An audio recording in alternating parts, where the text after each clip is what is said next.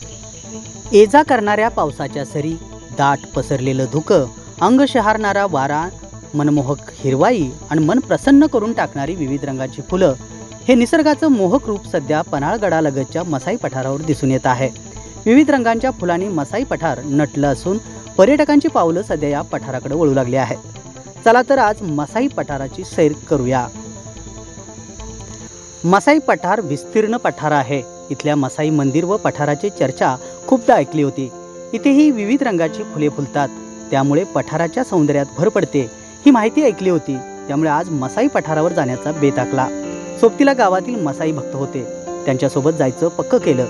पन्हाळा तालुक्यातील दळवेवाडी येथून पठारावर चालत जाण्यासाठी शॉर्टकट असल्याचं समजलं, त्यामुळे तिथे गावात वाहने लावून पठाराकडे चालू लागलो।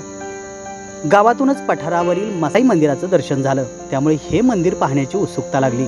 मोठमोठ्या दगडधोंड्यांच्या चिखलाच्या पायवाटेतून चालू लागलो। यावेळी रिमझिम पावसानं सुरुवात केली होती। उभा डोंगर चढू लागलो। अवघ्या 10-15 मिनिटातच डोंगर पार करून मसाई पठारावर पोहोचलो। रिमझिम पाऊस आणि दाट धुकं संपूर्ण पठारावर पसरलं होतं।